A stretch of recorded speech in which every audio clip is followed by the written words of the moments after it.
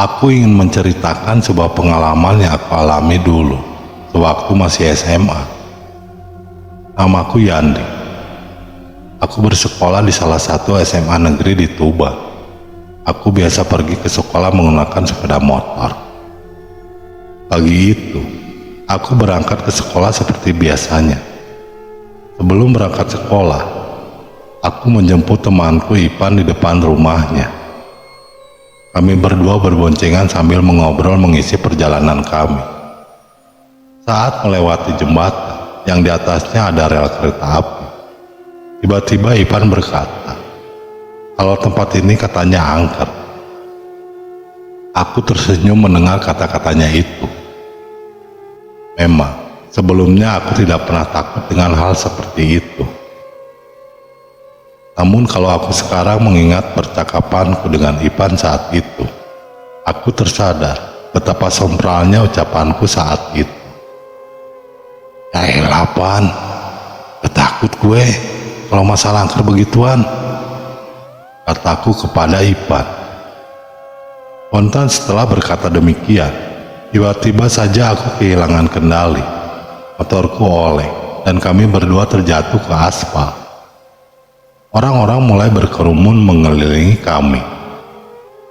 Jalanan pun jadi panjang dan macet. Kami dibawa ke pinggir jalan untuk memeriksa kondisi masing-masing. Syukurlah, kami berdua hanya mengalami lecet di bagian kaki dan tangan. Lecet itu juga tidak parah, sehingga kami tidak perlu ke rumah sakit. Setelah beristirahat beberapa menit pinggir jalan, kami pun melanjutkan perjalanan menuju sekolah. Sampainya di sekolah, kami minta izin pergi ke UKS untuk mengobati luka kami dahulu. Setelah itu baru kami masuk ke dalam kelas. Dalam kelas kami bercerita kepada teman-teman, dan Ipan kerap kali menyalahkan karena katanya tadi itu akibat ucapanku yang sompral di bawah jembatan rel. Aku tahu Ipan hanya bercanda, tapi aku jadi terpancing dengan kata-katanya. Aku berkata, kalau hal-hal yang seperti itu hanya omong kosong. Kami terpeleset bukan karena penunggu tempat itu, dan juga bukan karena aku sompral. Kami terjatuh tidak lain dan tidak bukan hanya karena batu kerikil saja. Aku menegaskan berulang kali hal itu kepada Ipan. Ipan hanya mengiyakan kata-kataku tanpa berkomentar lebih.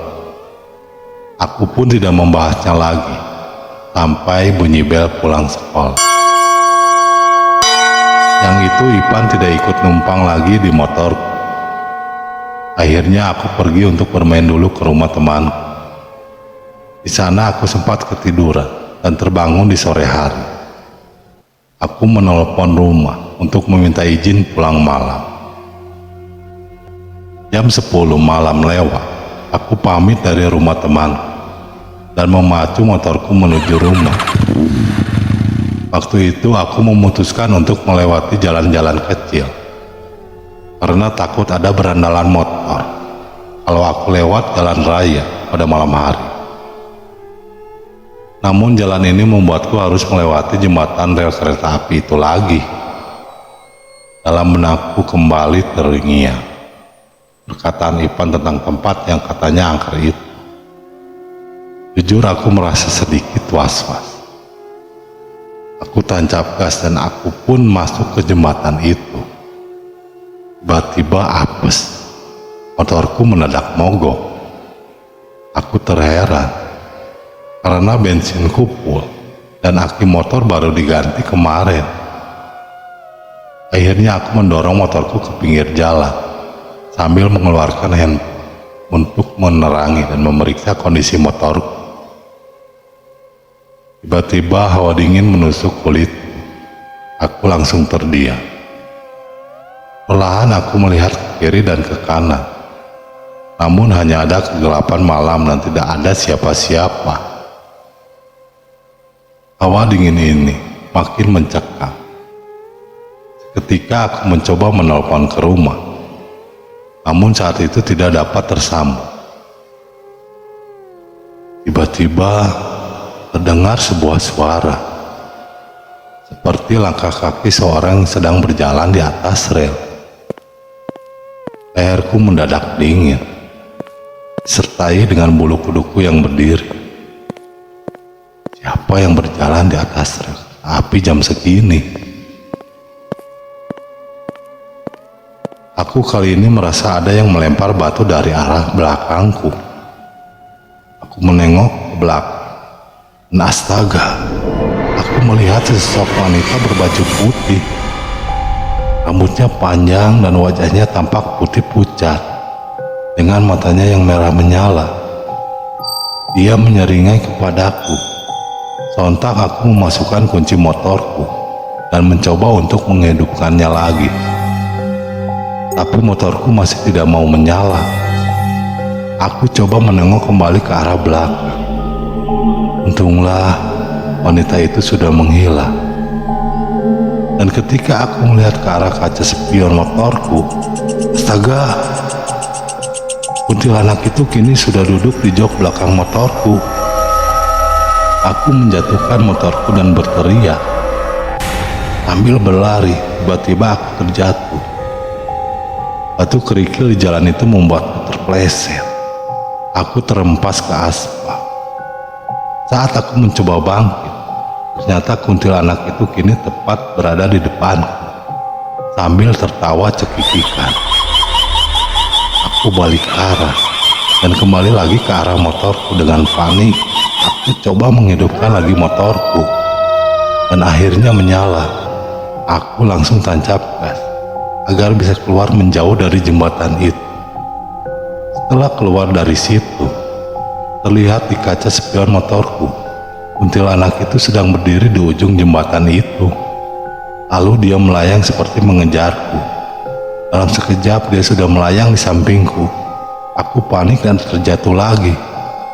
Kali ini aku terjatuh cukup parah, hingga aku tidak sadarkan diri. Aku tersadar bukan di rumah sakit, bukan pula di rumah, namun di sebuah masjid. Aku terbaring lemah. Di sebelahku ada seorang bapak yang sedang mengobati lukaku dengan perban. Dia adalah seorang penjaga masjid. Bapak itu berkata, kalau dia membawaku ke sini karena melihatku membawa motor seperti orang kesurupan dan langsung terjatuh. Masjid ini berada di dekat jembatan rel kereta api itu.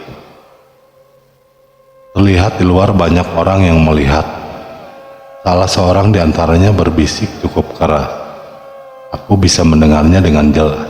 Kalau dia bilang, untung gak sampai meninggal seperti yang kemarin. Begitu katanya. Singkat cerita, aku berhasil menghubungi rumah. Kemudian dijemput ayahku dan dibawa ke rumah sakit. Hampir 1 minggu aku tidak masuk sekolah. Aku bercerita kepada orang tua dan teman-teman sekolahku kalau aku hanya terpeleset. Aku tidak menceritakan tentang sosok kuntilanak itu. Saat itu Ipan menjenguk. Aku menceritakan kejadian yang sebenarnya. Ipan hanya berkata kalau dia hanya tahu bahwa tempat itu angker. Mengenai orang yang meninggal di sana, dia baru mendengarnya sekarang dariku.